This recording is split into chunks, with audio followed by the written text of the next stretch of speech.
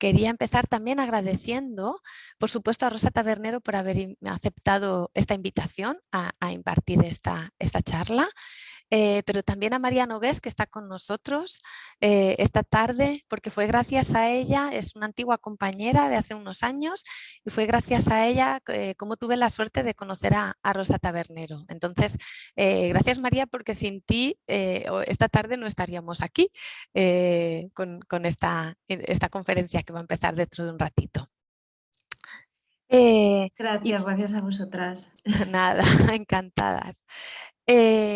Bueno, el título que Rosa ha puesto a esta charla de esta tarde, Contar quiénes somos, parece que estaba pensado para el Instituto Cervantes, porque precisamente eso es lo que el instituto hace en su labor diaria, ¿no? Intentar contarle al mundo, ¿no? A las personas de habla no hispana, cuál es nuestra cultura, ¿no?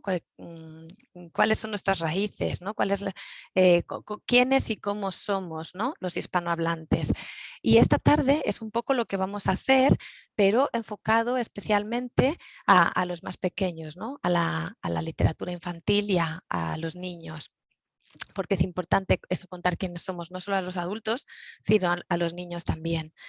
Afortunadamente en la literatura infantil y juvenil nosotros tenemos unos estupendos escritores de habla hispana, ya sea tanto en América Latina como en España, que desafortunadamente no siempre se conocen. Entonces, o que a veces quedan un poquito relegados o olvidados. Y eso es lo que queremos evitar que pase, y ese es el objetivo de esta conferencia. Por eso cuando tuvimos la posibilidad, como dije, de conocer a Rosa Tabernero y de plantear una charla sobre literatura infantil, decidimos que este era un tema que nos interesaba especialmente. Y antes de dar la palabra a Rosa, quería comentar que tenemos con nosotros un peso pesado, ¿no? de la literatura infantil y juvenil en España, porque no solo es profesora en el área didáctica de lengua y literatura de la Universidad de Zaragoza, sino que además es la directora del máster propio en lectura, libros y lectores infantiles y juveniles de esta universidad, que es uno de los más prestigiosos másters en literatura infantil y juvenil que tenemos. Además, ella es investigadora responsable de varios grupos de investigación y de proyectos relacionados siempre con la literatura infantil y juvenil y con la enseñanza de la literatura. Algunos de ellos, por ejemplo, son educación comunicativa y literaria en la sociedad de la información, literatura infantil y juvenil en la construcción de identidades del Gobierno de Aragón. Otro, por ejemplo, es formar lectores en la sociedad digital desde el libro de no ficción, o también, por ejemplo, los espacios virtuales para la promoción del libro y la lectura, formulación de indicadores para evaluar su calidad y efectividad. Además, es directora de la colección Repensar la Educación y autora de una infinidad de monografías y artículos que hablan siempre sobre el discurso literario infantil y juvenil en sus distintas perspectivas. O sea, quiero decir con todo eso que tenemos la suerte de tener una gran experta esta tarde, a la que le doy la palabra ahora mismo. Le agradezco de nuevo su participación, también a ustedes por estar aquí, y le paso la palabra, que es la verdadera protagonista de hoy. Muchas gracias, Begoña. Gracias también por esa presentación tan sumamente generosa. ¿Se me escucha bien? Porque como esto es, sí, vale, perfecto. Bueno, pues de verdad que agradezco tanto la presentación como el poder disponer hoy de un espacio como este, que es un espacio de lujo. Es un espacio de lujo, es un espacio, creo yo, el espacio por antonomasia para divulgar la cultura, la lengua y la literatura escritas en español, tanto para España como para Latinoamérica. Y me parece que los espacios hay que saber también honrarlos. O sea que muchas gracias, Begoña, por haber cedido este espacio, y a María, por supuesto, por estar, que una tiene siempre, ya sabemos, amigas por ahí, por el mundo, y entonces hablan igual en exceso. Vamos a ver si no defraudo las expectativas. Realmente esta conferencia voy a intentar ser breve en la exposición porque me gustaría que hubiera un debate y me gustaría que este no fuera el primer encuentro que mantengamos en este tipo de foros. En primer lugar, voy a contar cómo, mejor dicho, dónde estoy en este momento.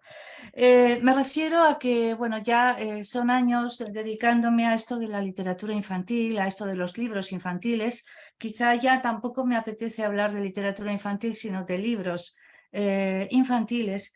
Y en los distintos foros que he ido frecuentando, en los que me he ido formando, escuchando aquí y allá, yo me he dado cuenta y de una forma muy acusada en estos últimos años de que la literatura, los libros infantiles escritos en español son los grandes ausentes de las listas de premios, de las referencias, de las listas de formación de lectores. Quiero decir con esto que yo misma entono el mea culpa. A mí me parece que de alguna forma hemos descuidado todo el patrimonio literario y no ficcional que está en nuestras manos en virtud de una era, por supuesto, que bueno, tiende a una cultura global y que en el fondo nos ha ido colonizando sin darnos cuenta. Yo soy la primera que empiezo mis clases, por supuesto, hablando de ese trío de Sendak, Ungerer o Arnold Lovell, bueno, referentes evidentemente en los libros infantiles y que, por supuesto, todo mediador, sea este maestro, bibliotecario, padre, debe conocer. Pero me da la sensación de que hay que echar un paso atrás y empezar a pensar que hay que realizar una labor de visibilización en esto de los libros infantiles a favor de todo lo que está escrito en la lengua que nosotros compartimos. Me parece que desde ahí, este es de donde hoy yo vengo a este espacio.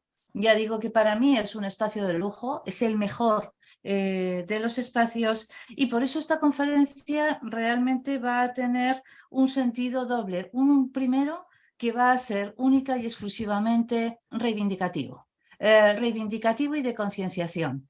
Y otro que va a ser de un mero recorrido muy personal y, bueno, como es personal, también muy sujeto a la arbitrariedad del gusto, de las experiencias, etcétera, que puede ser un inicio de lo que yo propongo y traigo a este foro. Por tanto, con su permiso, voy a compartir la pantalla. Estoy compartiendo, ¿ya ahí se ve bien? Si me decís perfecto. ¿Sí? Vale. Vale, bueno, pues desde aquí voy a entrar ya en mi exposición. Ya desde el título estuve pensando exactamente qué quería transmitir o qué quería yo comunicar en esta primera aproximación. Y en el fondo lo que quería transmitir y lo que quiero comunicar es que realmente si pensamos que los libros infantiles son algo inocente, es algo anecdótico, nada más lejos. Ya no quiero hablar de los grandes teóricos ahora mismo, me voy a los grandes clásicos y ya Platón en uno de los diálogos hablaba de que hay que tener mucho cuidado con los contadores de cuentos porque ellos modelan las almas. Y eso es así. Contar lo que contamos, lo que cantamos, es aquello que realmente acaba horadando el imaginario y acaba construyéndolo, de tal manera que poco a poco nos vamos reconociendo en una comunidad que compartimos. Por lo tanto, desde esa línea de que realmente nosotros somos lenguaje, lo decía Emilio Lledó, pero lo dicen todos los filósofos que lo precedieron, desde ahí es desde donde yo abordo esta exposición, que además tiene un componente que me parece, fundamental en la línea que yo hoy voy a desarrollar. Yo no voy a hablar de tradición oral, no lo voy a hacer, porque es verdad que generalmente es la tradición oral, lo que contamos, lo que cantamos, de una manera oral, lo que se entiende como seña de identidad, de una manera bastante popularizada. Y hoy me interesa hablar de libros. Me interesa hablar de libros, de esos libros que están en las bibliotecas, esos libros que se tocan y esos libros que están escritos en español. De ahí este subtítulo de esta idea que son obras infantiles escritas en español para una biblioteca portátil, es decir, una biblioteca que nos podemos llevar allí donde estemos, allí donde queramos ubicarnos y centrar nuestro espacio. Y esta biblioteca indudablemente es una biblioteca que se comparte entre las dos orillas, es decir, estamos hablando de España y de Latinoamérica y Caribe. Por supuesto, estamos hablando de esa lengua que compartimos y de ese imaginario que no debemos olvidar. Por tanto, yo hablaré de libros y hablaré de espacios, hablaré de bibliotecas y, por supuesto, de espacios que nos van acompañando en este viaje que es la vida.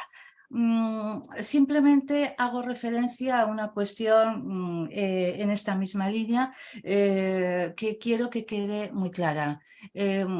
Aunque evidentemente no estoy aquí para hablar de Maurice Sendak, ni quiero hacerlo, sí que me hace falta pensar que quien conoce el pensamiento y las ideas de Maurice Sendak sabe casi todo lo que hay que saber de libros infantiles y de lectores infantiles. Y en ese sentido, pues, me interesa este fragmento que he extraído de unas declaraciones de Maurice Sendak, cuando él menciona cómo en su infancia el primer contacto que tuvo con un libro que le regalaron no tiene que ver con la historia, ni muchísimo menos, tiene que ver con el olor, tiene que ver con el objeto.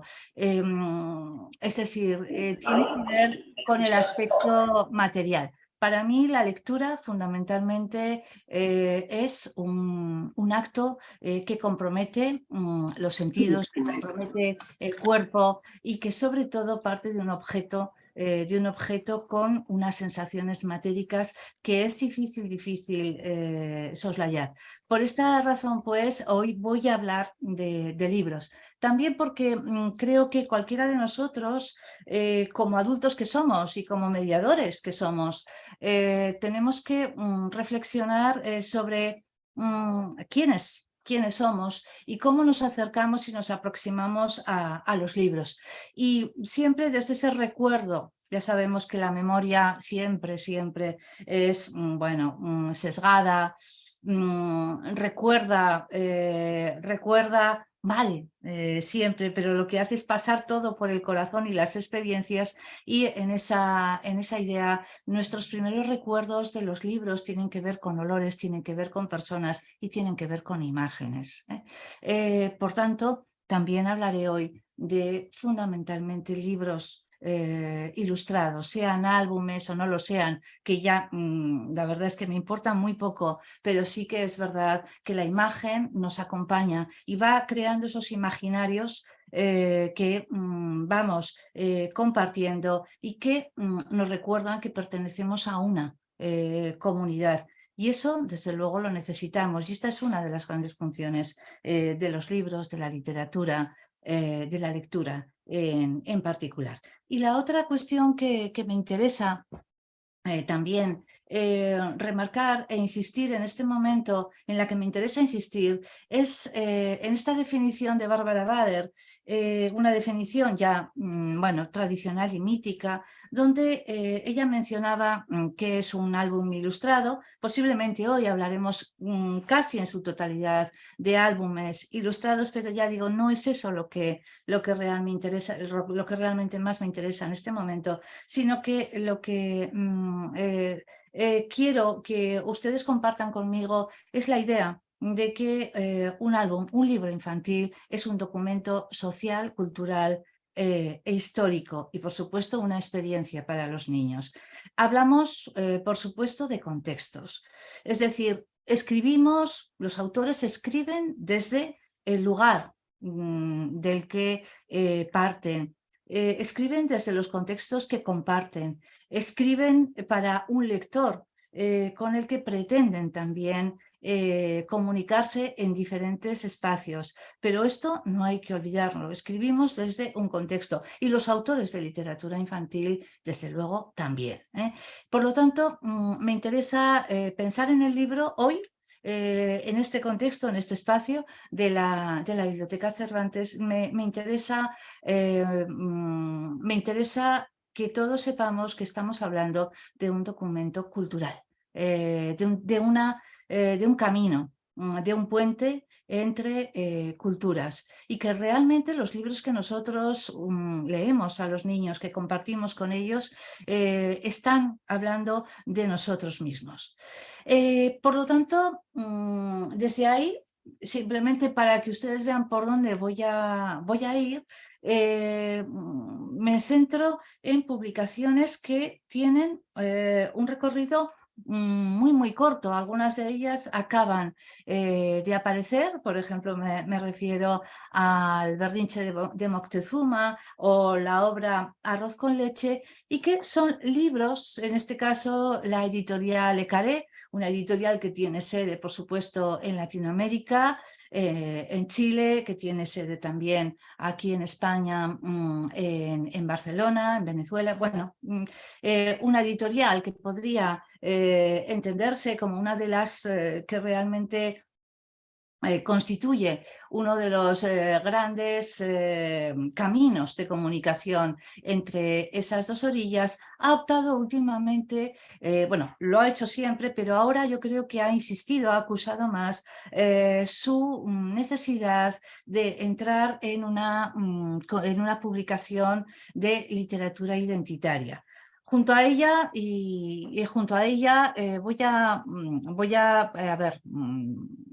voy a parar un momentito para que ustedes sepan de qué estoy hablando, porque así yo creo que podremos hacerlo un poquito, bueno, no es tanto más ameno, sino un poco más ilustrado, nunca mejor dicho. Me centro únicamente en el Berrinche de Moctezuma, una de las últimas obras, no, una de las ultimísimas obras que ha publicado editorial Le Carré. Digo, en esta idea de acusar ese perfil identitario, o quizá de intentar luchar contra esa globalización, intentar bueno, plantar cara a esta cultura homogénea en la que todos estamos inmersos y que de una manera a veces, bueno, totalmente inconsciente, incluso potenciamos. Desde ahí esto es donde Le Carré, por ejemplo, ha publicado ahora mismo El Berrinche de Moctezuma, que es un librito muy pequeño, que habla, entre bromas y veras, de la historia, por ejemplo, del chocolate, una historia rimada, siempre con Moctezuma como protagonista. Ya saben ustedes que Moctezuma tomaba mucho chocolate, y vean cómo posiblemente sean estas obras las que hablan de nosotros mismos. No tenemos por qué siempre estar vendidos a esa cultura europea, a veces de lengua inglesa, sino que necesitamos también un espacio para recordar, para saber, para transmitir quiénes somos. El monarca Moctezuma hoy está de mal humor. se han cansado de pedirle que sonría, por favor. No sonrío, hoy no quiero, por favor, déjenme paz, que se quede mi ayudante, que no entre nadie más. Pero si hay mucho trabajo, que no ha oído el caracol, ya sonó para la junta ya en el Templo del Sol. No se olvide que hoy le toca 4 códices dictar y encender el copalito que le puse en el altar. Moctezuma patalea y se pone colorado, pega un grito que resuena hasta el próximo poblado. A volar con los ministros, con los códices también, que no quiero ver a nadie, porque no me siento bien. Está bueno, ya me iba, no se puede hablar de nada porque está usted de peor genio que la serpiente emplumada. En la casa del monarca todo el mundo preocupado se pregunta en los pasillos qué mosquito le ha picado. Le llevaron de regalo fino traje de guerrero. Moctezuma emberrinchado les gritó que no lo quiero. Un penacho de 1000 plumas le ofrecieron alto, hermoso, pero que desplumadero se lo sacudió furioso. Y se hicieron sacrificios y vinieron los danzantes, pero el recio Moctezuma empeoraba por instantes. Ya después de mucho rato alguien vio la solución. Que preparen enseguida chocolate del fogón.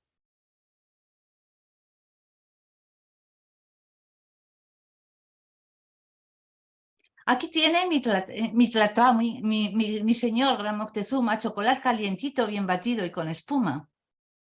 Moctezuma alzó una ceja, lo probó con un sorbido, relamió la jicarita y después soltó un chiflido. ¿Por qué todos me están viendo? Bailen, toquen otro son.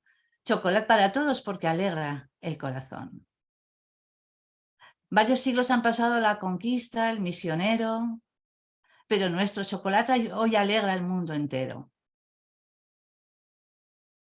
Y fíjense en este glosario donde terminamos con las palabras que el lector puede necesitar: caracol, códices, copal, jícara, serpiente emplumada, templo del sol, tenoplas, bueno.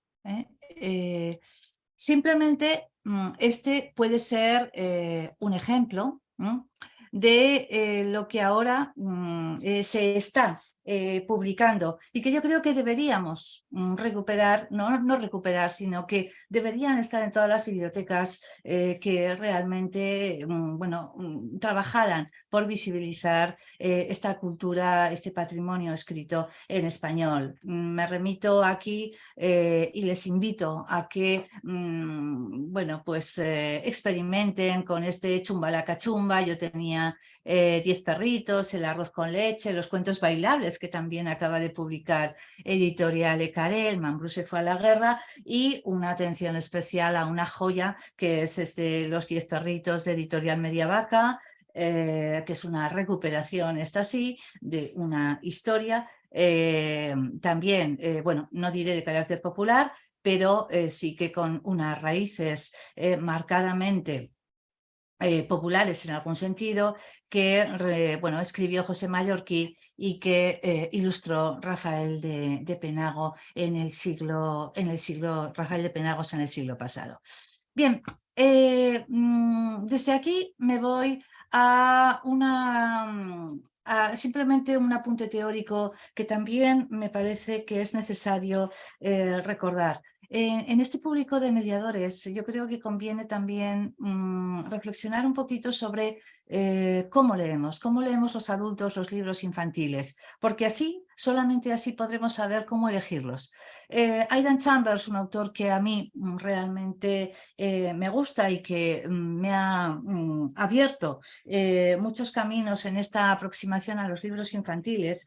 En un libro titulado Conversaciones, un capítulo lo dedica a esas obras que hay que leer, que para él son importantes y que son obras, parafraseando a Kafka, que lo que hacen es dar bofetones, es decir, hacer que el lector de una manera o de otra vuelva una y otra vez porque hay algo que lo ha abofeteado.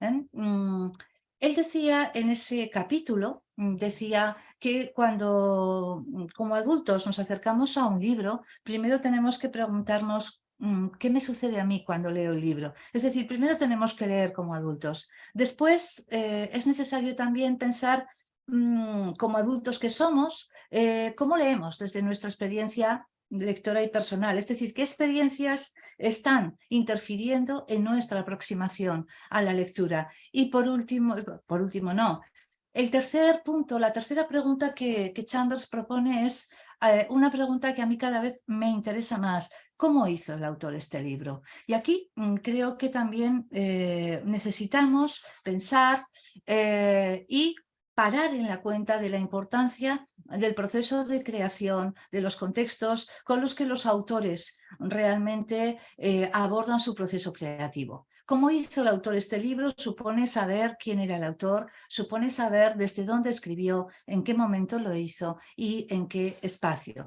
Y esto le corresponde al mediador. Creo que a nosotros esto nos interesa. Por último ya, Chambers dice que el mediador debe preguntarse qué necesita este libro para que el lector pueda disfrutar de todo lo que le ofrece, si este libro merece la atención de los niños y, por último, qué puedo hacer yo para ayudarlos a involucrarse y a disfrutarlos. Esto es lo que propone Aidan Chambers para que el mediador realmente realice una lectura y acompañe en este proceso del aprendizaje de la lectura con los más pequeños.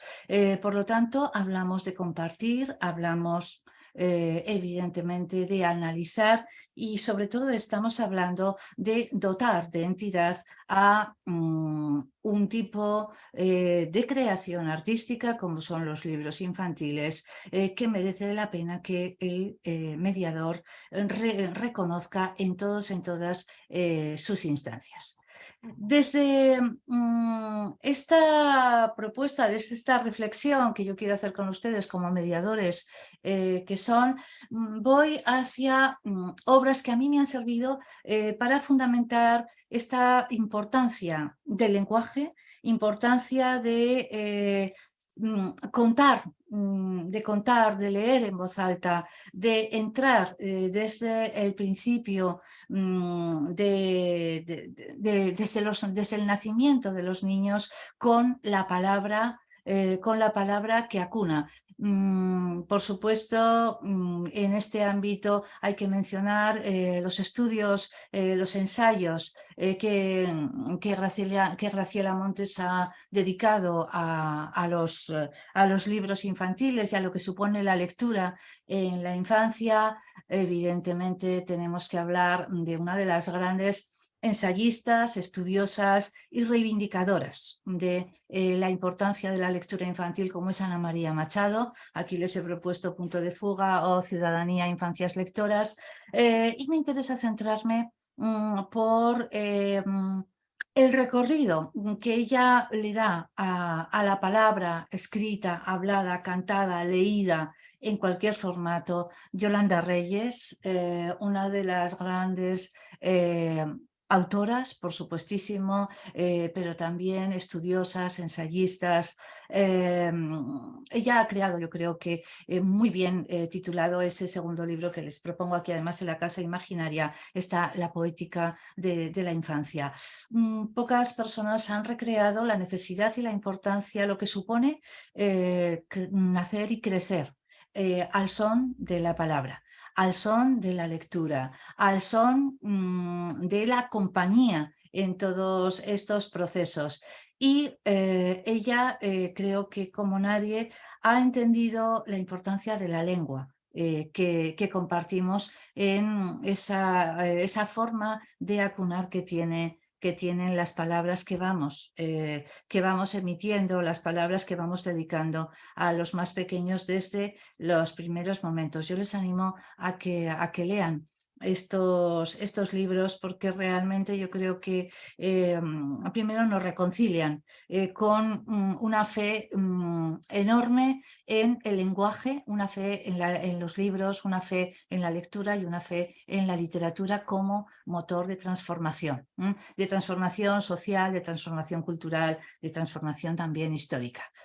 Desde ahí, y por supuesto, recobrando la importancia y recordando la importancia de Mar Soriano cuando mencionaba y que cuando se habla de literatura infantil o de libros infantiles, se habla de economía, se habla de historia, se habla de sociedad, se habla de cultura, se habla de derecho y, por supuesto, se habla del concepto de infancia. Desde ahí es desde donde yo he realizado un recorrido, una selección de autores que creo que deberían estar en todas las bibliotecas. Que deberían ser de obligado cumplimiento en las lecturas, en los planes de lecturas. En Latinoamérica tiene mejores planes de lecturas que nosotros. En España creo que es algo que está fallando. El plan de lectura, la selección de unos títulos que todos compartamos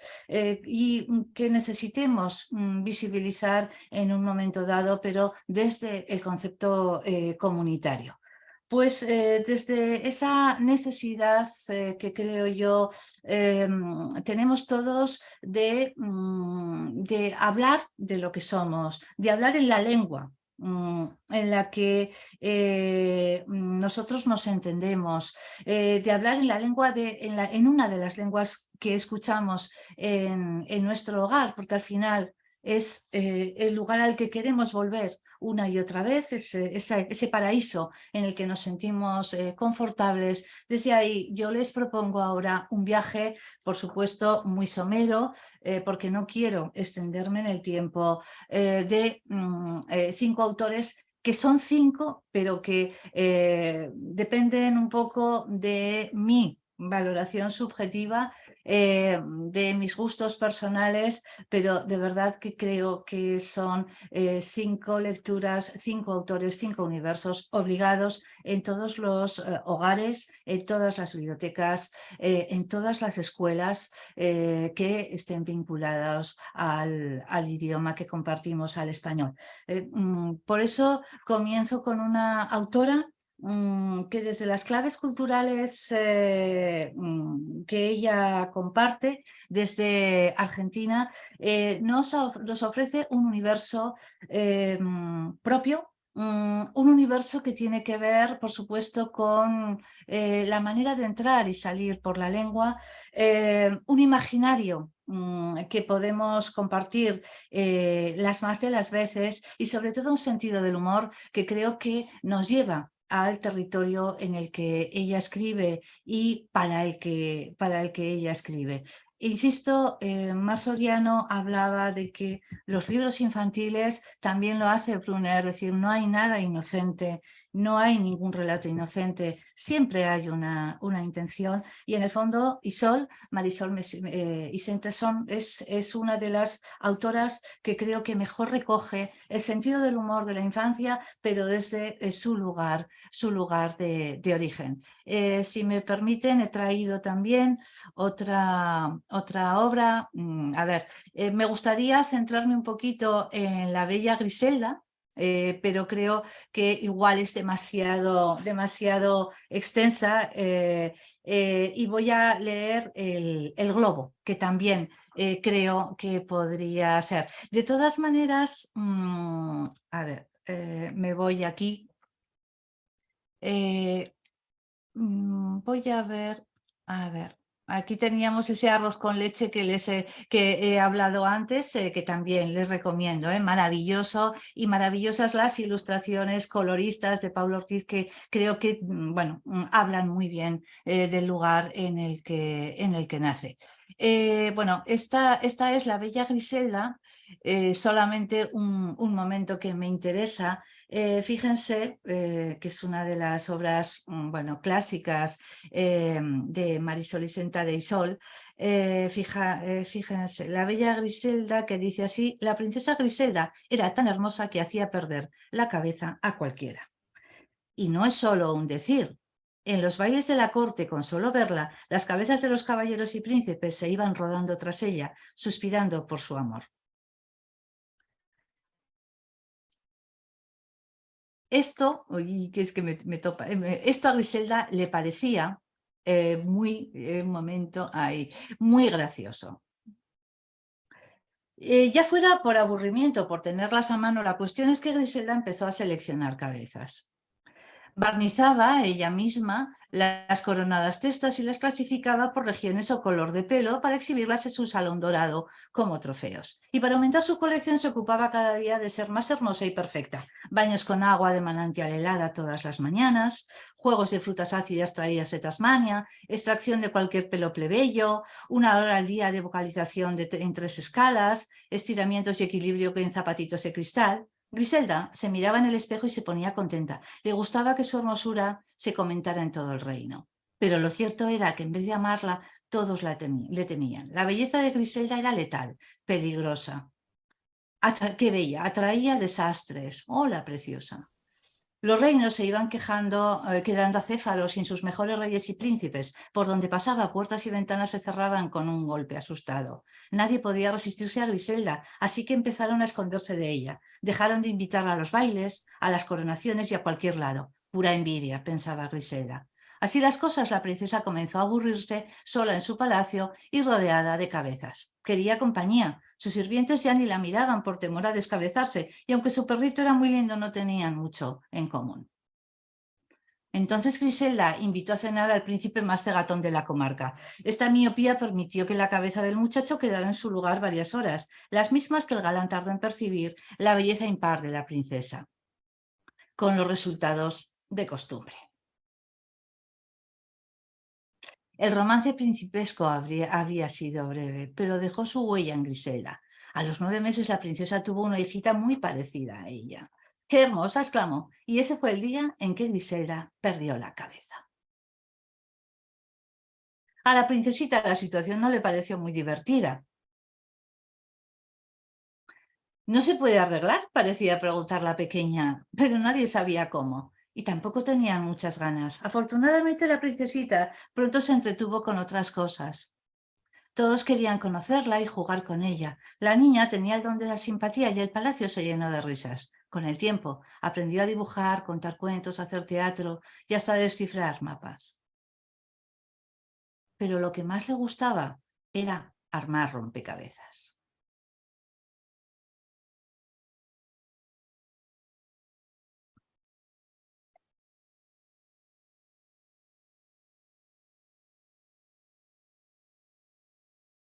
Bien, esta es Isol. No leo pues el globo porque ya me lo he comido, ¿eh? Me he comido el tiempo del globo, pero esta es Isol, esta es la bella Griselda, este es el universo que ella construye desde una infancia totalmente subversiva, desde un sentido del humor que tiene que ver con esos trazos totalmente anárquicos, desprovistos de orden, juguetones, con esos trazos que por supuesto tienen mucho que ver con el lugar de origen, esos espacios que están recuperados de sus propios contextos, y sobre todo los juegos con el lenguaje, perder la cabeza, armar rompecabezas, nos reímos de nosotros mismos, nos reímos de nuestro patrimonio, nos reímos de las perspectivas con las que miramos el mundo, y sobre todo construimos una infancia muy oxigenada, con muchísimo sentido del humor, riéndonos de todos, lo primero de nosotros mismos, y haciendo gala, evidentemente, de una intertextualidad que en Isol es fundamental en casi todo lo que ella trata. En el globo nos encontraremos con una niña que tiene un deseo, su madre no hace más que gritarla, y un día de estos, sin más ni más, grita tanto, grita a todo lo que se le pone por delante, que se convierte en globo. Y la niña irá por el parque con su globo, lo cuidará, lo limpiará, y se encuentra con otra niña que lleva una madre al lado en vez de un globo. Entonces la niña le dice: qué globo tan bonito, y ella dice: qué madre tan bonita. Y continúan las dos su camino, pero simplemente diciendo: todo no se puede tener, ¿eh?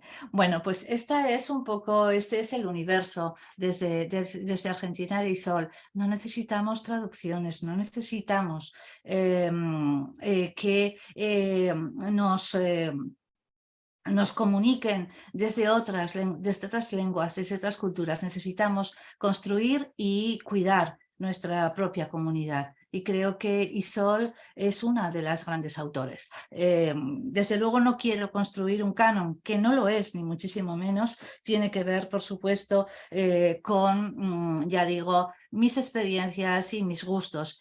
Son estos, pero hay muchísimos más. No voy a hacer lo que se suele hacer generalmente, que cuando proponemos en las listas y vemos que nos faltan, digo aquí, por ejemplo, en España, en formación de lectores, vemos que faltan obras o que no hay ninguna de autores españoles, sino que todos son traducciones, decimos, ¿pero dónde están? Y enseguida los editores dicen, hay muchísimos escritores, ilustradores maravillosos, pero la verdad es que nunca sabemos dónde paran, ¿no? Esto creo que es lo que esa dinámica hay que cambiarla, porque debemos visibilizar la necesidad de leer lo nuestro, de jugar con lo nuestro y sobre todo de construir ese imaginario compartido que realmente al final nos va a definir como una ciudadanía que sabe que lleva entre manos.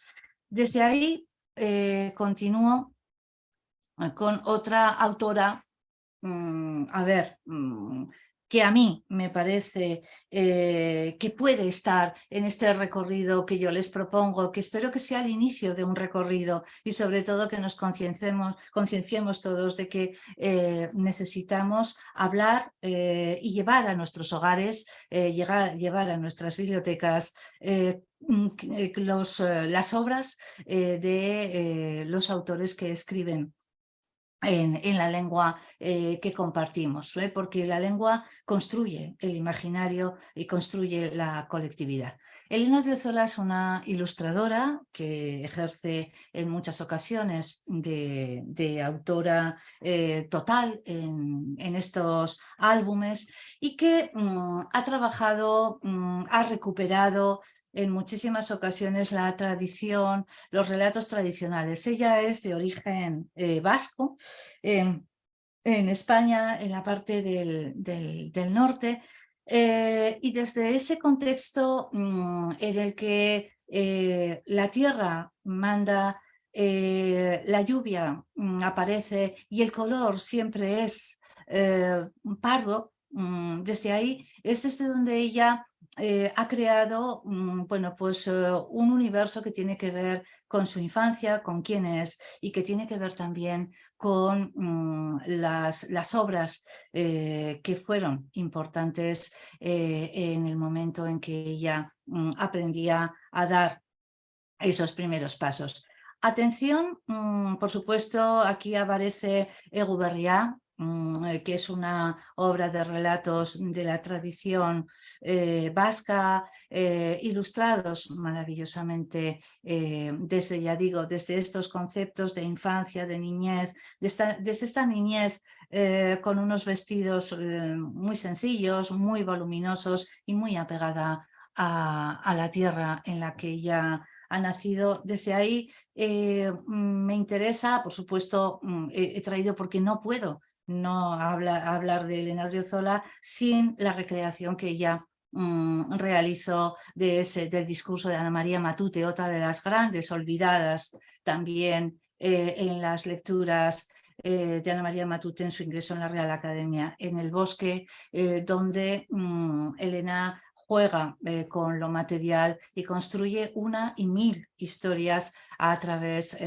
de las tarjetas que ella ha creado, también recogidas en una caja, el juego con los límites, etcétera, muy de Elena Odriozola, muy sugerente y muy atenida, por supuestísimo, al terreno. Me interesa y llamo la atención la última propuesta. Bueno, no la última propuesta, sino el último proyecto editorial que ha abordado junto a Gustavo Puerta en Ediciones El Embudo.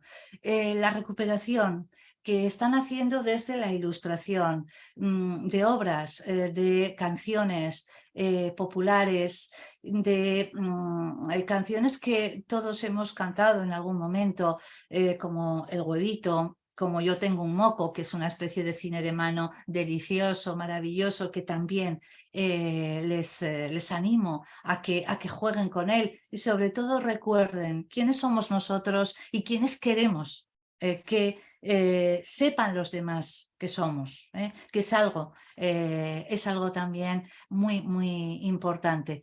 Bueno, pues desde ahí llamo la atención sobre por ejemplo, vuelvo otra vez al PDF dichoso.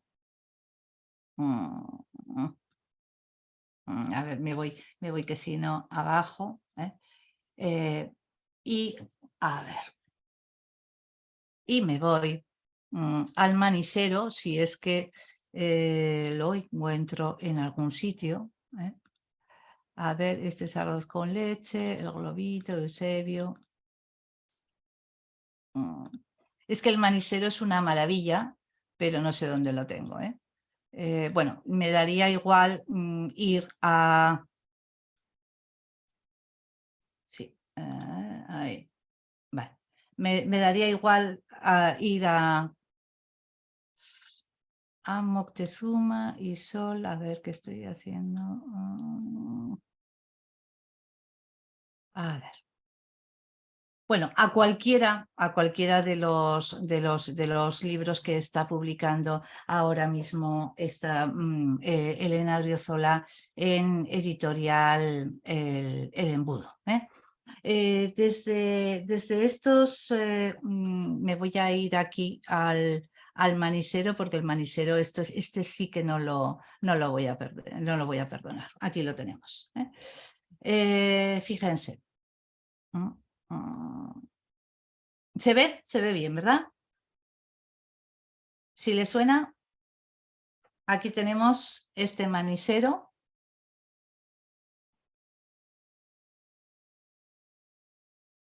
Esta arañita de maní maní, si te quieres por el pico divertir, comete un cucuruchito de maní, que calentito y rico está, ya no se puede pedir más, hay caserita, no me dejes ir, pues porque después te vas a arrepentir y va a ser muy tarde ya. Manisero se va, bueno, ustedes conocen, pero atención a cómo va la imagen construyendo una araña. ¿Alguien dijo maní? Y comenzamos con un elefante que se balanceaba en la tela de una araña y como veía que no se caía fue a avisar a otro elefante.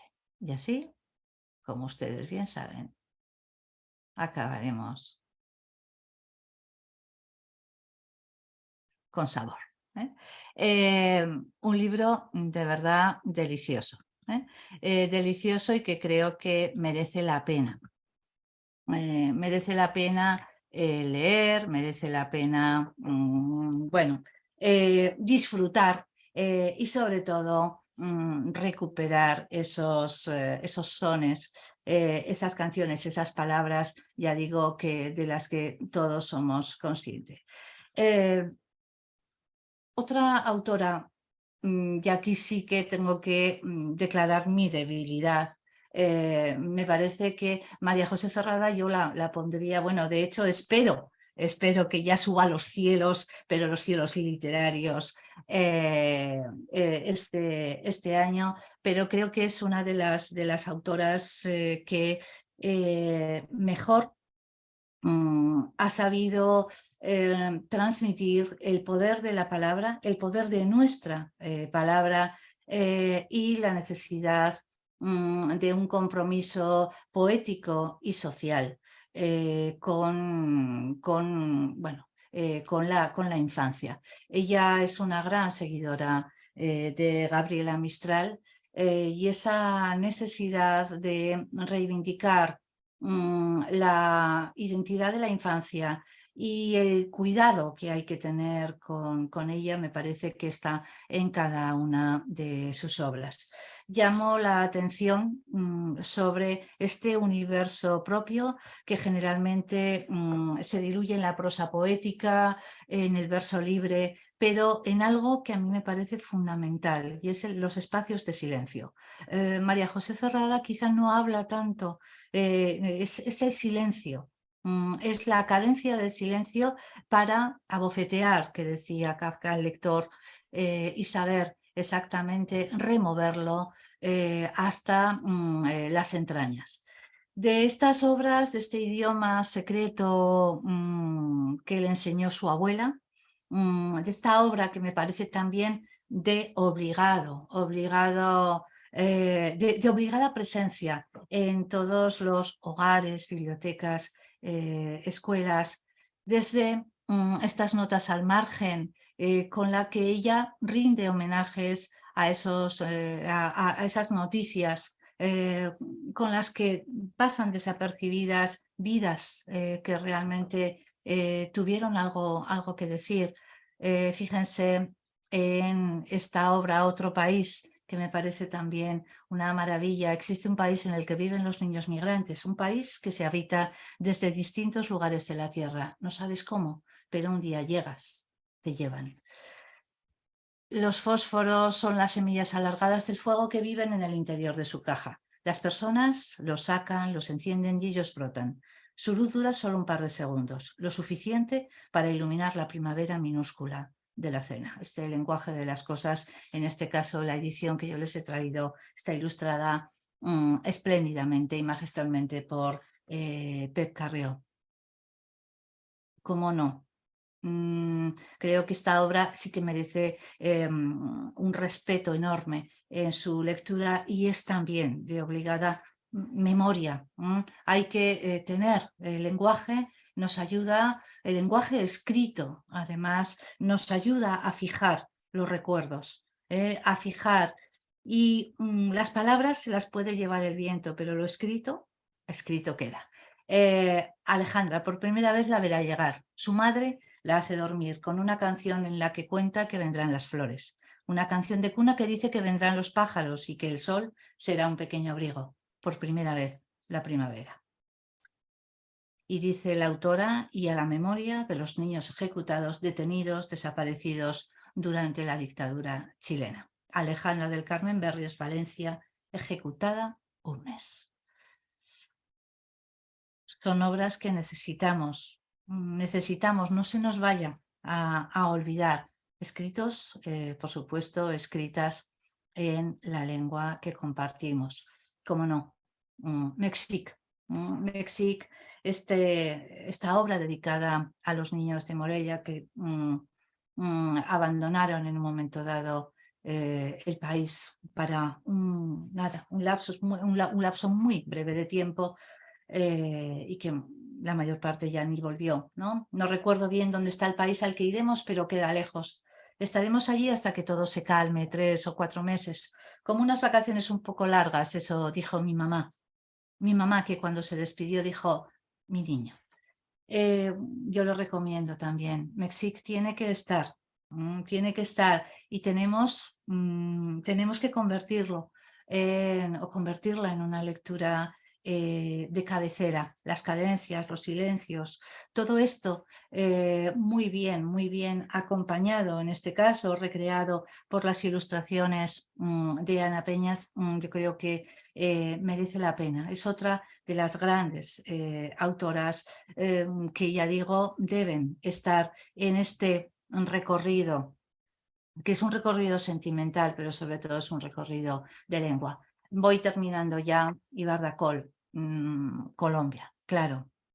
Vamos a ver, las aventuras de Chihiro son personajes de la tierra, personajes que también hay que recordar siempre con ese concepto muy de títeres, unos personajes que por supuesto se identifican con la infancia, el sentido del humor, pero que realmente conviene no olvidar. Y Barracol tiene que gozar de un lugar de honor en las bibliotecas, en los hogares en los que el español está presente. De verdad, yo os animo a las aventuras de Chigüiro, pero desde luego el Tengo Miedo, magnífico, con muchas lecturas, por cierto, porque todos estos personajes que recuerdan a los cuentos clásicos, pero que también tienen este concepto, ya digo, muy títere, muy material, pero que lo que procuran es una reflexión, atención a ese supongamos, donde hablamos de qué pasaría si los niños fueran ranas y las ranas fueran niños. Todo esto yo creo que es una lectura también totalmente obligada. No quiero, bueno, tengo obras para leer, igual simplemente un visionado muy rápido de una obra de Ibardacol, para que no nos vayamos sin, bueno, tenía aquí, bueno, por ejemplo, las aventuras de Chigüiro, bueno, pues fíjense, simplemente lo pongo aquí en grande, maravilloso este personajito.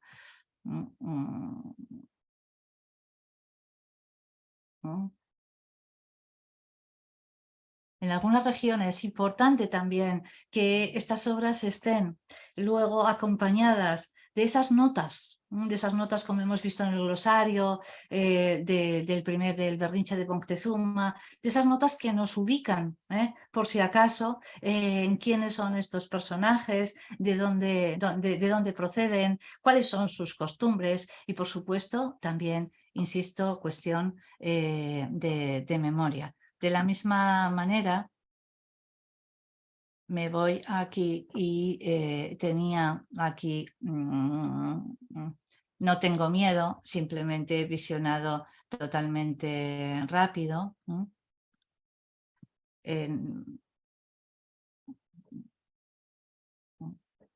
Fíjense, la propuesta gráfica es maravillosa, por supuesto. Todos estos personajes que además lo acompañan, Eusebio, Ananías, es un universo propio el de Ibardacol, pero además no nos olvidemos muchas referencias al concepto de la migración, al concepto, es decir, nos hablan de quiénes somos. Fíjense que es maravilloso esta doble página.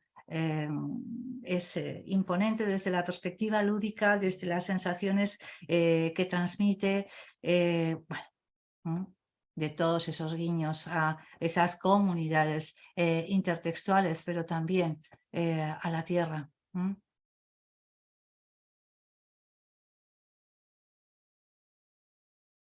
Aquí ya se despide Eusebio de Ananías.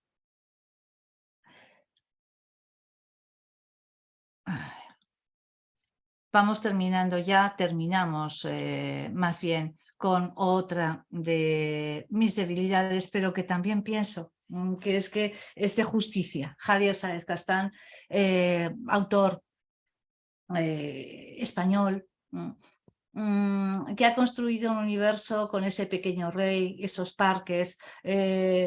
Su concepto es totalmente teatral, pero es una obra, una vez más, con un sentido del humor muy peculiar que podemos compartir, que nos recuerda esos conceptos culturales desde los que, por supuesto, nos definimos desde nuestras señas identitarias, y que realmente proponen un universo lúdico en casi todas sus instancias. Mi debilidad es el pequeño rey, un personaje extraño donde los haya, ya ven, con una cabeza, bueno, en el fondo es el propio autor, con estos ecos del parque, bueno, de un parque que para nosotros es muy familiar, pero los personajes de Sáenz Castán siempre aparecen y se desarrollan en una escenografía ordenada y se ríen de lo más sagrado. La ironía aparece en los fundamentos de construcción de este universo y, por supuesto, el juego con el lenguaje. Son pequeñas obras que realmente nos recuerdan también que pertenecemos a una comunidad y que con ella realmente nos podemos definir. Tenía preparada por aquí la obra del Pequeño Rey, pero veo que, bueno, igual puedo hacer un visionado muy rápido, muy rápido. Hago un visionado Sí, rápido. yo creo que sí. Vale, vale, pues hago un visionado rápido porque el Pequeño Rey también me gusta. Entonces, a ver. A ver dónde lo tengo, porque me supone ahora, a ver, que es que si no, aquí estás, Pequeño Rey, aquí. El Pequeño Rey, general de infantería. Son varias obras. A mí me gusta esta del general de infantería. Atención, una mañana el Pequeño Rey se dio cuenta de que tenía los 3 soldados rotos. Como la puerta estaba abierta, salió al jardín a buscar refuerzos y se topó con una cochinilla a la que nombró teniente general. Un poco más allá aparecieron 2 gorgojos que discutían y les tocó ser mariscales de campo. Lo de gorgojo, fíjense si no está bonito. La mañana se dio muy bien y muy pronto el Pequeño Rey contó con un fabuloso ejército de gorgojos, cochinillas y cucarachos. Y todos los bichitos dieron 3 vivas al Pequeño Rey. Con aquel ejército no podía perder ninguna batalla. La moral de las tropas era alta, así que metió a los animalitos en una caja y se adentró en el jardín. Al llegar al invernadero lo sacó y repartió bonitos uniformes para todos. Al Pequeño Rey le pareció que el momento era bueno para organizar un desfile. Primero desfilaron hacia la izquierda, luego hacia la derecha. El Pequeño Rey llevaba el compás. 1, 2, 1, 2. Muy bien. El desfile terminó con un arco de triunfo en el que todos participaron. Pase misa por la puerta de Alcalá. Los de adelante corren mucho, los de atrás se quedarán. Y todos los bichitos dieron 3 vivas al Pequeño Rey. Ya es hora de ir a luchar, dijo el Pequeño Rey. Primero fueron donde el sapo, pero los bichitos decían, no molestemos al sapo, no, parece tan cansado. Luego fueron donde el topo, pero los bichitos repetían, dejemos al topo, dejémosle. ¿Está tan entretenido con la pelotita? El Pequeño Rey ya no sabía con quién luchar. Por suerte, el portón estaba abierto y divisaron una vaca que pastaba en el prado. Ahí tenemos a la vaca invadiendo aquello, dijo el Pequeño Rey. Nuestro deber es repelerla. A los bichitos les pareció bien y gritaron sí, y después dieron 3 vivas al Pequeño Rey. Con gran ilusión se lanzaron en tromba por el prado, pero entonces ocurrió algo muy extraño. Cuanto más se acercaban, más crecía la vaca. Sería un truco, un arma secreta tal vez. La vaca crece tanto porque no para de comer hierba, les explicó el Pequeño Rey. Imiten a la vaca, pero yo no comeré porque ya soy bastante grande.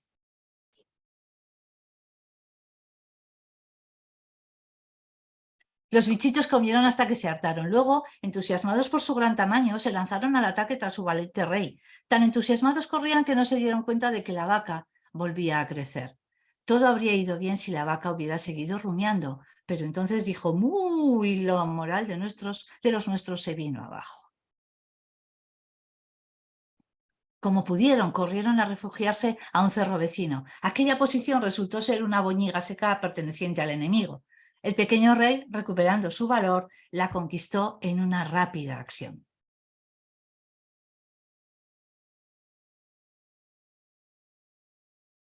A continuación, se dirigió a sus soldados diciendo, la vaca está allá lejos, ¿no es así? Y nosotros estamos aquí cerca, ¿no es verdad? Por tanto, la vaca no se atreve a venir a donde nosotros estamos. El tamaño no tiene importancia, solo el valor. La guerra ha terminado. Hemos ganado. Al finalizar el discurso, el Pequeño Rey sacó a sus soldados del sombrero y les concedió muchas medallas. Y todos los bichitos dieron 3 vivas al Pequeño Rey.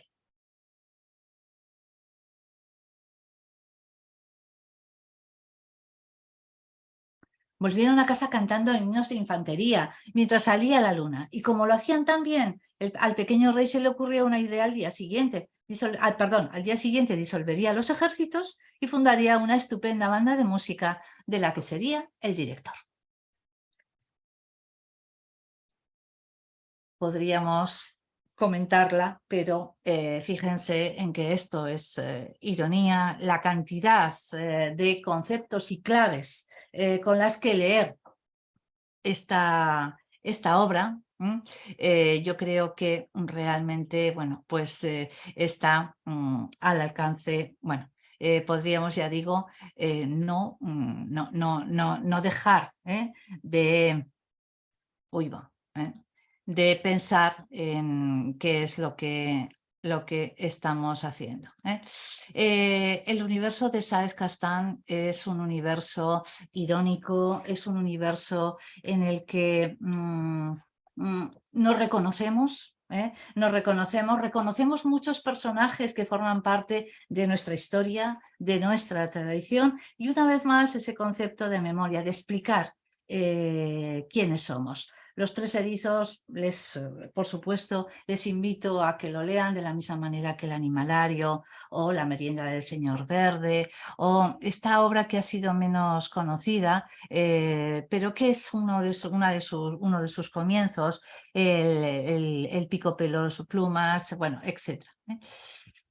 Termino ya con este epílogo, simplemente hablando como comenzaba, hablando de que no únicamente la tradición oral habla de nuestra identidad, sino que necesitamos libros que fijen las historias, porque los niños se entienden bien en los límites. Unas palabras de Susili en ese elogio del límite que nos podrían servir para hablar de ese componente objetual, de este discurso artístico, ese componente universal. Fíjense cómo Susili habla de que si una determinada forma de arte, dice, puede contener una historia íntima, accesible, directa, portátil, importante esa palabra, nos lo podemos llevar, nos puede acompañar, podemos recuperarla allí donde estemos, porque nos la podemos llevar. Qué importantes son las palabras, y para mí es muy necesario hablar de estos libros portátiles que nos acompañan, aunque tengamos que salir, aunque tengamos que abandonar nuestra tierra, aunque tengamos que entendernos y explicarnos en otras, tenemos esas obras portátiles. Termino con Brunner y hablando de que nunca pensemos que los relatos, que las obras infantiles son inocentes. Siempre tienen no un mensaje, pero el mensaje no tiene por qué ser, no tiene por qué procurar siempre una connotación negativa. Siempre queremos decir algo porque queremos explicarnos, porque el propio Brunner hablaba de cómo los relatos realmente nos explican. El propio Pedro Salinas, otro de los grandes ensayistas, poeta, pero sobre todo ensayista en El Defensor, hablaba de cómo los libros nos enseñan a andar por la vida, nos enseñan a reconocer en la vida conceptos que no nos han presentado. Por lo tanto, creo que es necesario reivindicar el concepto material, los libros en las bibliotecas. Esos libros no tienen que ser muchos, pero tienen que ser definitivos en cuanto a que la palabra nos ata al terreno y nos explica y nos recuerda quiénes somos y explica a los demás quiénes somos, que también es importante, no solo a nosotros mismos, sino a los demás, estemos en el lugar en el que estemos, porque es portátil. Termino con un guiño al Diccionario de Autoridades, que también les recomiendo. 100 palabras, una obra ideada por Rosa Navarro Durán, ilustrada por Noemí Villamuza, donde se recuperan 100 palabras que aparecen en 100 obras de autores españoles, un diccionario de autoridades para niños, una delicia que se puede tener en casa y que nos recuerda también que el idioma, el lenguaje nos construye, que las palabras nos ayudan a reconocer la realidad, nos ayudan a explicarnos y nos ayudan a entendernos. Pues hasta aquí ha llegado esta conferencia de visibilización, concienciación, y simplemente con la que he querido compartir primero una de mis inquietudes ahora mismo y he querido convencerles de que merece la pena contar y cantar en el idioma que compartimos, porque somos lenguaje y eso no lo podemos olvidar. Y es la comunidad a la que pertenecemos y cuando levantamos la vista nos gusta reconocernos en la gente que tenemos alrededor. Muchas gracias por su atención y por la paciencia. Muchas gracias, Rosa, por esta estupendísima conferencia. Yo creo que todos nos hemos quedado como con ganas de más, por lo menos es así que es mi impresión, porque yo sé que esto es solo una pequeña muestra, ¿no?, de la inmensa variedad de buenísimos escritores e ilustradores que tenemos en la literatura en español. Así que, como has dicho al principio, esperemos que se puedan mantener estas conferencias y que podamos seguir ahondando en nuestra literatura infantil y juvenil, en nuestros autores, para seguir dándolos a conocer. Solo quería preguntarte, ¿crees que hay posibilidad de que, ya que tenemos la suerte de tenerte delante, el público pueda hacer un par de preguntas rápidas? Por supuestísimo. Lo digo porque Un par y más. O sea, como es una buena oportunidad tener a alguien como tú hoy delante, yo creo que no todos los días pasa. No sé si alguien tiene alguna pregunta para hacer a Rosa. Yo digo un par porque es pues, un poquito tarde y tampoco se trata de abusar de tu generosidad, pero no, bueno. no, no, no. No, no, o sea, a mí si me habláis de esto, yo sigo, ¿eh? No os preocupéis. Por ahí no, lo que vosotros queráis. Yo os agradezco muchísimo la atención. Ahora he pasado ya al tú. Para mí siempre es un placer hablar de todo esto y sobre todo, ya digo, reivindicar la necesidad que tenemos de dar ese paso adelante con obras escritas en español, que yo estoy echando mucho de menos. La verdad es que es un placer porque uno puede seguir escuchando y escuchando, ¿no?, viendo pues eso, ¿no?, la cantidad de grandes tesoros que tenemos, ¿no? Y además tu facilidad para acercárnoslos y mostrarnos y hacernos ver, ¿no?, la valía, ¿no?, de esos libros y de esos escritores. Sí. Y es una suerte. No sé si alguien quiere hacer alguna pregunta. Estoy viendo que en el chat están todo el mundo dando las gracias, diciendo además que les ha encantado. Me encantaría decir muchas gracias por el puente que se han establecido. Muy agradecido. Yo estoy yo soy actor y director de teatro y en los últimos 4 años que decidí regresar aquí a mi país, estaba viviendo muy cerca de ustedes en el país suizo durante 30 años. Y durante estos 4 años he tratado de rescatar un poco la dramaturgia infantil. Tengo bastante influencia de Federico García Lorca, Claro, con sus guiñoles y todas estas cosas. Y eso lo estoy tratando de incorporar dentro de la dramaturgia que estoy realizando desde hace 4 años que decidí regresar aquí a mi país y a mi ciudad. Y esto que usted estas herramientas que usted acaba de darme, señora Rosa, me tiene fascinado. La verdad que estoy muy encantado y desde aquí le mando un abrazo muy caluroso y espero volverla a encontrar en este mismo canal y en este mismo horario o en otros horarios. Yo estaría muy dispuesto a escucharla a usted y a todos los invitados por el Instituto Cervantes. Muchas gracias, muy amable. pues yo le devuelvo de verdad ese abrazo y le agradezco infinitamente las palabras. Y por supuesto que vamos a continuar compartiendo. Si se menciona a Lorca, aquí me tiene, por supuesto. Y además me encantará conocer lo que usted hace, de verdad. Porque creo que además es muy bueno frecuentar foros como este, tener espacios para compartir, porque creo que así es como se va visibilizando y tomamos conciencia de quiénes somos y de que necesitamos estas obras para entendernos y para reconocernos en los demás, que creo que es quizá también algo que echamos en falta, que echamos de menos. Sí, muchas gracias. Una de las últimas piezas que estoy elaborando, la tengo titulada, se llama Tulipanes a la mar y tiene mucho de la literatura lorquiana, por decirlo así. Y claro, la influencia toda de la narración oral nuestra Y nosotros tenemos una narrativa oral. La señora que han visto pasar detrás de mí en varias ocasiones, mi mamá, de 83 años, y ella es una narradora oral impresionante, y estoy tratando de rescatar también toda esa tradición que ella ha dejado aquí en nuestra familia, que constantemente reitera aquí en nuestra familia. Más las narraciones rurales también son muy interesantes y las estoy tratando de incorporar. Ya le haré llegar a través del Instituto Cervantes algunas de las cosas que estoy realizando. Muchas gracias, muy amable nuevamente. Por favor, y no deje de escribir No, todo claro que eso no. porque hay que fijarlo, si no se pierde. No, aquí me va a tener. Muy bien, Muchas gracias. gracias a usted. No sé si hay alguna pequeña intervención, alguna última pregunta antes de despedirnos del todo. Yo quería comentar también que también creo que es muy importante destacar eso, la importancia de la literatura infantil, que durante mucho tiempo se le ha considerado como un poco literatura de segunda, ¿no?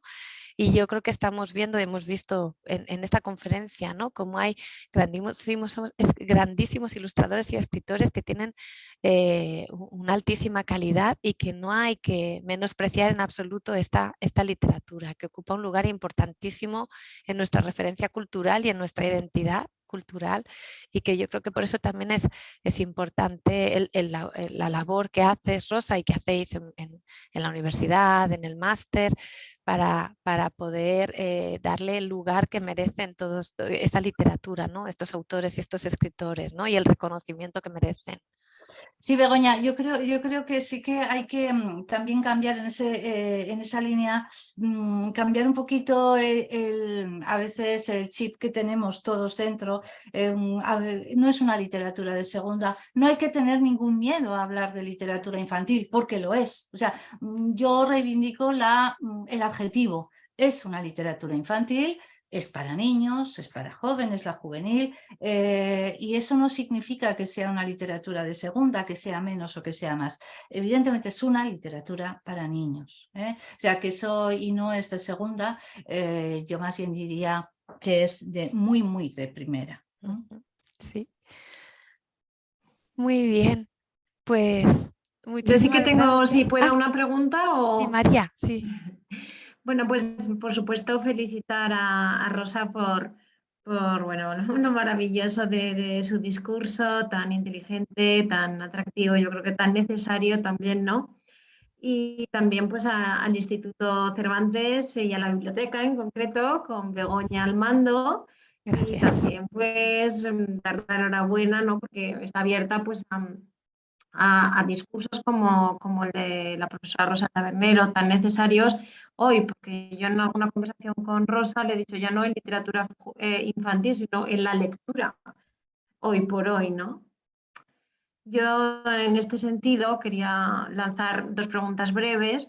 Una pues a Rosa en el recorrido que nos ha trazado hoy con los diferentes autores, un poco yo, preguntar cuál ha sido su elección de estas obras tan, ¿no? Que creo que eran tan inteligentes a la vez y que la propia obra ya desvelaban pues que la literatura infantil no es ingenua, si me podéis permitir, ¿no? Para entendernos un poco entre todos con lo que decía Rosa. A veces entendemos por literatura infantil es una literatura muy facilona y sin embargo hemos visto aquí unas obras que tienen una complejidad en ilustración, en ironía, silencios, textos, ¿no? Y son para niños y a veces incluso a personas pues más adultas también nos resultan complejas y atractivas por esa complejidad, ¿no? Esto por una parte.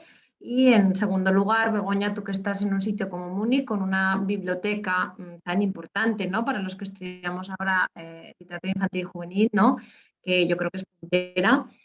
¿Cómo ves tú esta situación en la biblioteca de Múnich? Hay muchas iniciativas, el tipo también de talleres es más hacia niños, porque hay más niños que leen que adultos, o un poquito si nos podrías comentar en un duelo amistoso entre Rosa y tú, aprovechando que tenemos también pues el contexto, ¿no? Tuyo de la Biblioteca de Cervantes con el español, esa lengua que ha dicho Rosa que nos une, ¿verdad?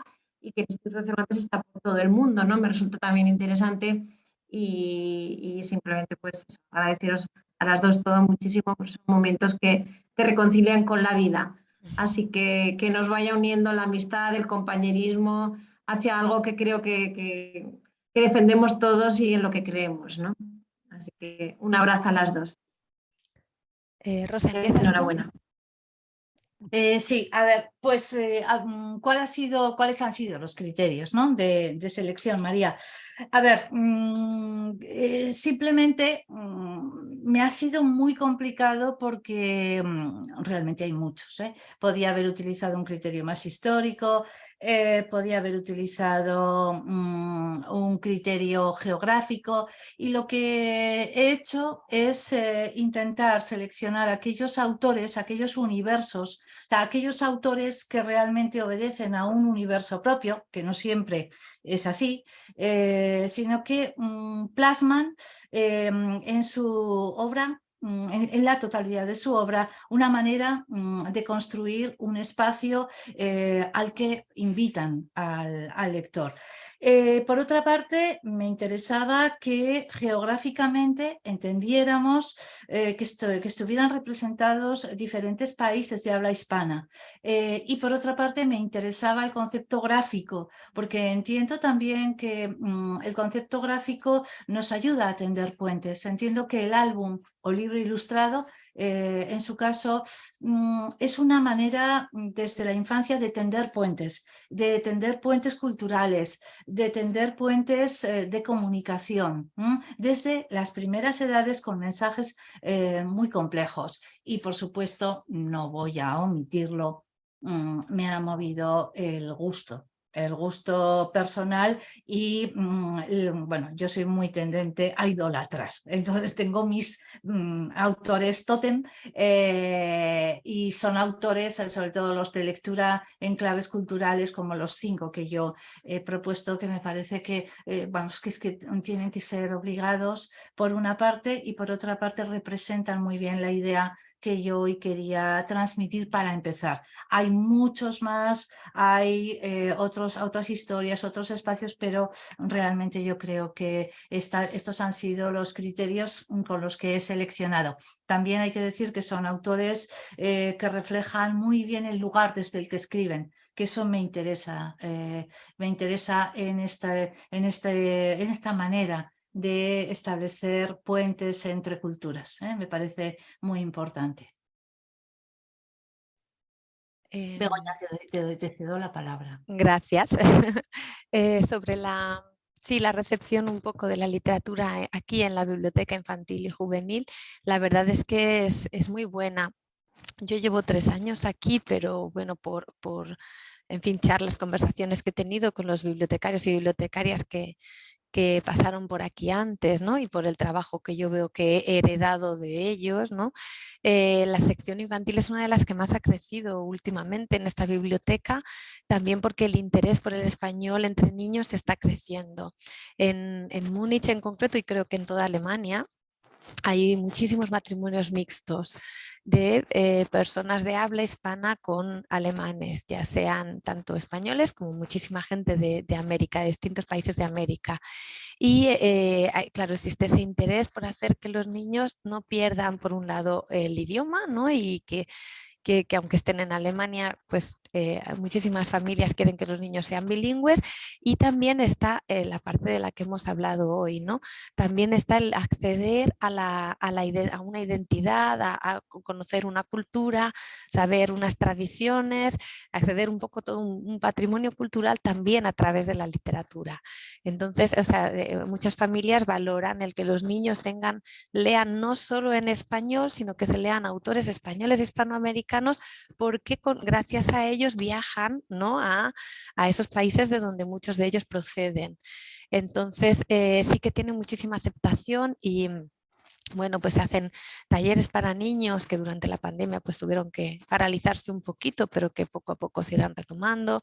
Hacemos cuentacuentos, en fin, pues conferencias de vez en cuando como esta, porque vemos que realmente sí que existe interés por conocer por conocer los autores y la literatura infantil y juvenil. Y bueno, aquí ahora mismo creo que ya no está conectado, pero tenemos también la enorme suerte de tener en Múnich una de las bibliotecas a nivel de literatura infantil y juvenil más importantes del mundo, que es la biblioteca de Blutenburg. Estaba el responsable de literatura en español conectado, no sé si ahora mismo ha tenido ya que salir, Johann Weber. ¿Se ha Y ido? creo que sí, que ha tenido que salir. Me parece que Pues se despidió. estaba, ¿eh? Estaba, sí, ha estado durante gran parte de la conferencia y es otro gran experto en literatura en español. Y, y bueno, tenemos ahí también otra biblioteca importantísima que muestra cómo se valora la literatura infantil y juvenil en esta ciudad, ¿no? En concreto. Y sí que lo veo cada día. 5 minutos antes de conectarme, estaba la biblioteca llena de padres con niños. Justo los martes es un día que además tenemos muchos cursos y estaba esto, pues eso, con niños para arriba y para abajo porque esta sí que es también una biblioteca, como has comentado, una biblioteca de referencia en cuanto a literatura en español. Sí hay otras bibliotecas, como he nombrado la de Gutenberg, hay bibliotecas públicas con secciones en español, pero afortunadamente aquí tenemos una colección que, como digo, va creciendo y poco a poco va mejorando y que por el momento intenta un poco, pues, satisfacer un poco, ¿no?, las necesidades de este colectivo. No sé si lo conseguimos del todo, pero lo intentamos. Yo quería hacer una pregunta a la señora Rosa, respecto ¿no será que en cuanto a la literatura infantil hace falta circulación?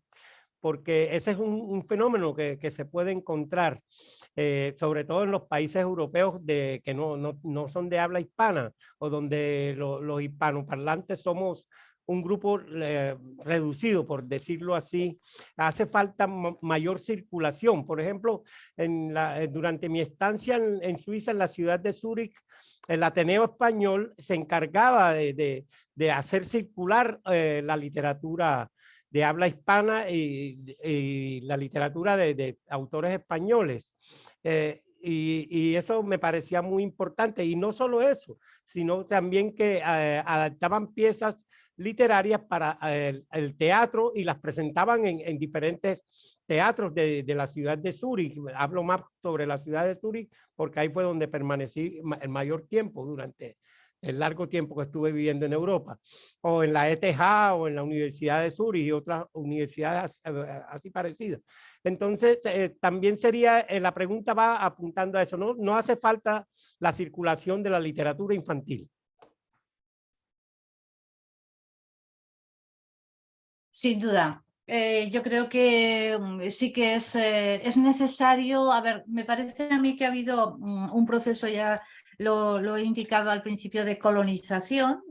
Bueno, como todo, nos dejamos, creo que nos dejamos obnubilar por el prestigio de otras literaturas de habla no hispana, y nosotros no defendemos, no visibilizamos bien, no mostramos bien. En el fondo nos falta un poquito de fe, y no nos engañemos, otro poco de desconocimiento, puesto que, claro, en la medida en que no visibilizamos, en la medida en que, como usted dice, falta esa circulación, no olvidemos que hay unos espacios como las escuelas y las bibliotecas en las que desaparecen estas obras y empiezan a ser las grandes desconocidas.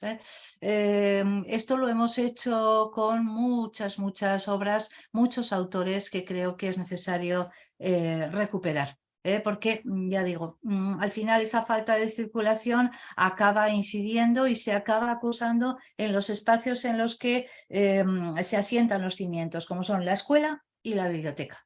Claro, En la medida en que eso no se conoce, empiezan a aparecer en estantes marginales, empiezan a ser discursos anecdóticos, periféricos, y es ahí donde yo creo que hemos perdido, nos hemos descuidado, diría yo, y necesitamos otra vez volver a tomárnoslo en serio y enarbolar banderas, claro que sí.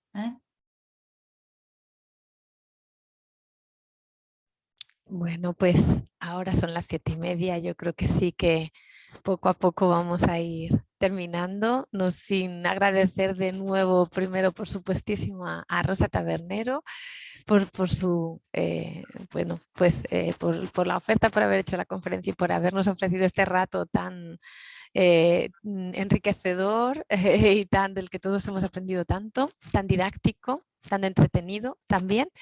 Y de nuevo a todos por la participación y, como hemos dicho, esperemos que en el 2023 sigamos conociendo a estos estupendos autores y sigamos viéndonos y encontrándonos y podamos intercambiar información e ideas.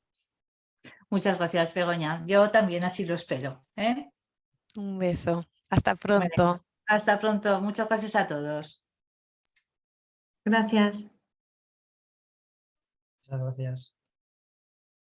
Muchas gracias, muchas gracias. Voy a cerrar.